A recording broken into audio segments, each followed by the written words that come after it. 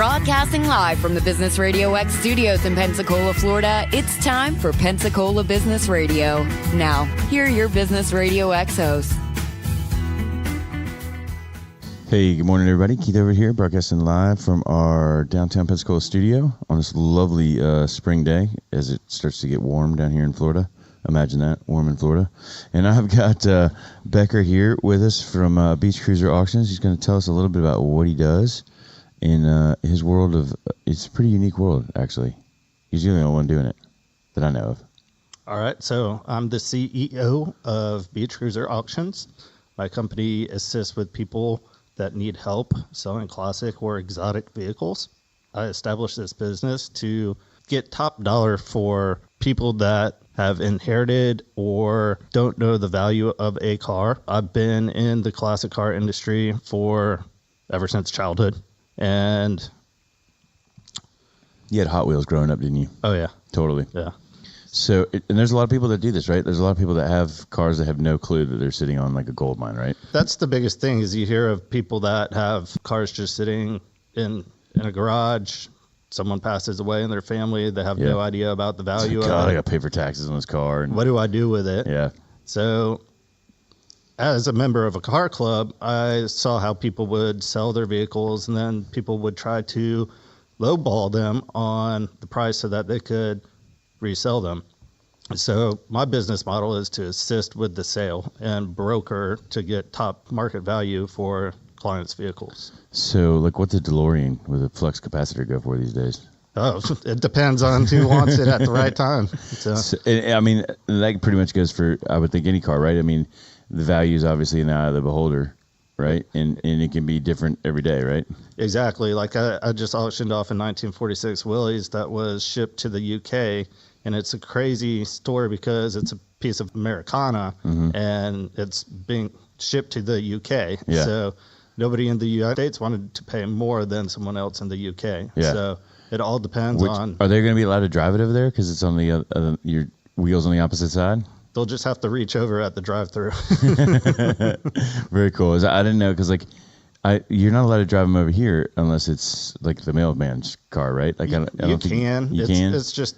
People say it's a safety concern because of blind spots, but... Well, you got blind spots on the left, you just got them on the right. Yeah. I mean, the biggest complaint I've heard about is going through the drive-thru. It's on the wrong side. Yeah, so. Yeah. I guess you just go inside, huh? Yeah. So what got you into all this? Passion for restoring vehicles, and I don't like to see someone not get what the value of a classic car should be. I've had friends that sell, a classic car, and then... down the road, they regret selling it for a certain price. There's a huge network of auction companies out there. And so my business is an internet auctioning company that offers auctioning services to people throughout the world. So instead of just isolating the value of these cars to your local market, it's national or international. So you don't have to be local here in Pensacola. Like you can do this for anybody across the U.S. Well, basically, I'd like to focus on people that own vehicles in Pensacola. Okay. But you want to be able to see and touch and kind of get a good look at the vehicle. Exactly. I want to be able to do a solid inspection on the vehicle. I do extensive marketing, which means documenting all of the vehicle, putting it on a lift, taking around 200 photographs of the vehicle, test all the gauges, the gears, and then know exactly what the vehicle is and how to represent it. Because as an auction company, I have to tell proof of the vehicle to the potential buyers. Right. Each vehicle should sell for itself if it's a desirable vehicle. Yeah. So how do you find the buyers for it? Well, I currently have a endorsement with the Department of Motor Vehicles. I advertise downtown at the tax collector's branch office.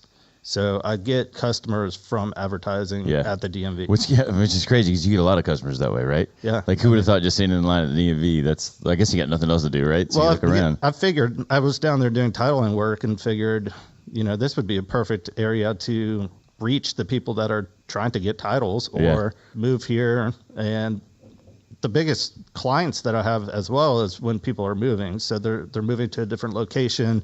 They don't want to have to move a vehicle. Right. So we offer the service to broker the vehicle, to market it, auction it, get top market value for it and handle the transaction, even to shipping. And they just walk away with a certified check, and I'd take a small commission, and they don't have to deal with people. Yeah, that's very cool. Very cool. So what's the coolest, like, most odd car you've dealt with so far, you think? Like the Batmobile or something? I'm trying to think here. No Batmobile?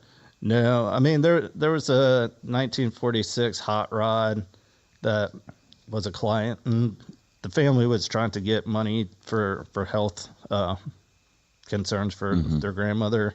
And it was an American hot rod, but the vehicle was basically handmade. So it wasn't really up to safety standards, as you could say, because someone in their garage just built this hot rod, right. you know, but it's pretty badass. Yeah, exactly. You know, I was proud to be able to find a buyer for the customer, because that helped their family with some medical debt. Yeah. And then ship it to a client in New Jersey, and then he could enjoy the hot rod. Yeah. Very cool. So do you have any right now that are in the middle of transition that you're looking for buyers for? I currently have a couple vehicles that are still in the process of completing the auction. So once the auction's end, then we have to arrange pickup. So the buyer can come down here and pick it up, or we can arrange shipping. Each transaction is different depending on the buyer and the seller. Right. So I'm basically the middleman to. Yeah. Do you get to drive some of them to the people? Yeah, as long as they're insured and you know drivable, then and then the property owner's cool with that. Yeah. But it seems like majority of the people, they're like, or let's go for a spin. Right. You know, so another client, he had a 1966 Ford Cobra, and I about crap my pants. Oh, I bet, dude. I bet. Yeah, it's a powerful vehicle. Yeah, it's fun. It's enjoyable, you know. And then meeting a 75-year-old man that has a 1946 Willies, and he's telling me stories of, you know, how this vehicle was painted to sell to people coming back from the war, and it was actually the first civilian Jeep to be sold. And just two extremes of like history, huh? History, and then the modern side of, you know, hot rods. And I've found a way to help assist people and to get them top dollar for their vehicles. Yeah. So do you plan on like expanding this venture? Are you gonna hire anybody else? Are you gonna be moving more? You plan on moving more vehicles than you do now, or? The goal is always to keep growing, but just how the process has been working, I just line up vehicles every week or 2 weeks, because it realistically takes about a week to do all the marketing, a week to do the auction, because the auction runs online for a week, and then a week after the auction, that's figuring out wiring the funds, shipping, transportation. Yeah. So I'm just constantly lining up different vehicles. In the future, depending on how many leads come in, yes, I would like to grow and then have some but I mean, you've always got a car like in the process, you know, throughout the year. Pretty much there's one in the queue. Yeah, you know? That's pretty cool. But then again, some take longer to finish. So, but the nice thing is the vehicles can stay in the possession of the property owner. Mm-hmm. Some of the other competitors are like Barrett Jackson. You have to physically bring the vehicle to the auction place, and then they offer no reserve auctions, which in your right mind, do you really want to do a no reserve auction when there's some form of value on your vehicle? Right. So with the vendors that I use, you can set a reserve price on what you think it's worth. Yeah. So at least you get the bare minimum, right? So you have the bare minimum. And so since I'm commission based, we set a reserve price. If it doesn't hit the reserve, then you know what the market value really is for that vehicle. Right. So you can have the option of dropping the reserve. Like for instance, one vehicle, we had the reserve for $8,500. We started to have some of the bidding drop down right around $8,000.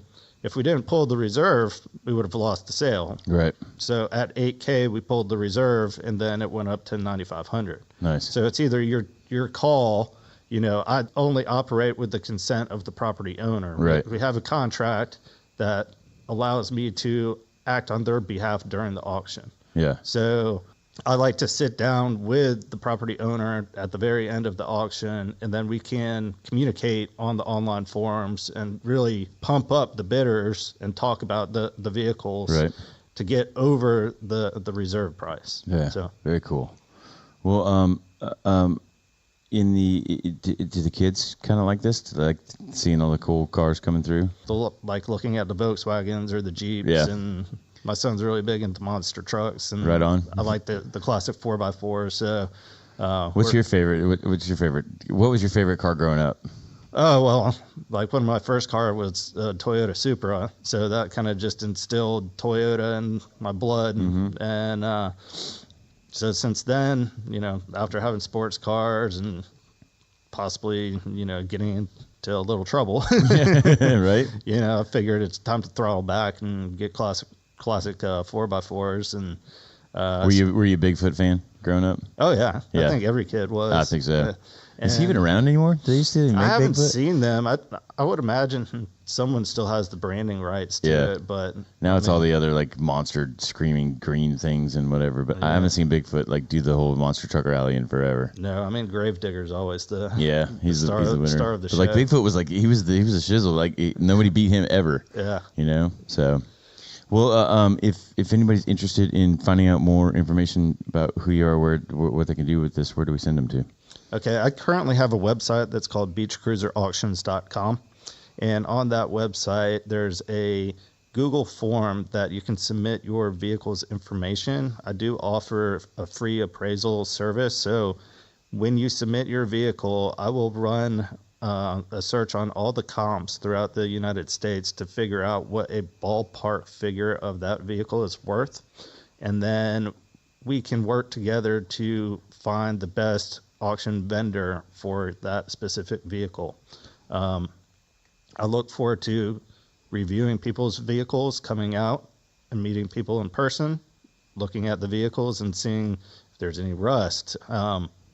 Rust is always the biggest concern about any car, with the rot. But then again, I've sold some of the most rotten cars that nobody ever wanted. And one of my clients, he is Tom Tomlinson, and he purchased a rusted old Jeep Gladiator since they're coming out with the new Jeep Gladiator. And he wanted that Jeep for a personal build. So it's you think of rusty vehicles, nobody wants them. But then again, you put it out on forums and someone's going to want to do something. They want to bring it back to life. And that's really what my passion is. It's being able to make something from nothing and then put these vehicles back on the road. And I don't call it selling cars. I rehome vehicles. Yeah. So if your family member has had a collection of vehicles and it's sitting in the garage and your mom doesn't want your father to pass away and leave all this stuff, I am more than happy to come out and assist your family to get you top dollar at a small commission fee. Yeah. Okay, so one more time, what's the website?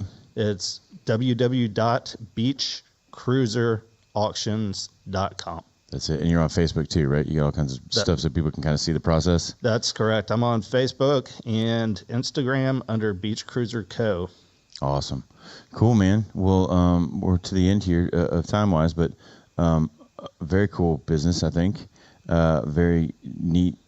You're getting to see all these cool hot rods, and hopefully next week when you get some of these other ones in, we'll go get some pictures and stuff and take some cool shots of some of the cool cars that you get. But I think I'm waiting for the day when you find the Dukes of Hazzard car.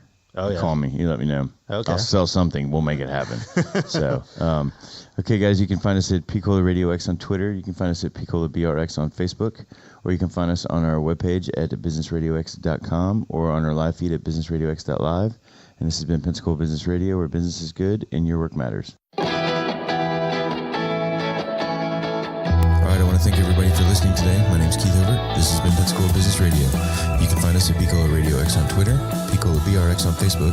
You can find us on LinkedIn at businessradioxstudios.pensacola, or you can find us on Instagram at Pensacola Business Radio, or on our websites at businessradiox.com, or on our live feed at businessradiox.live.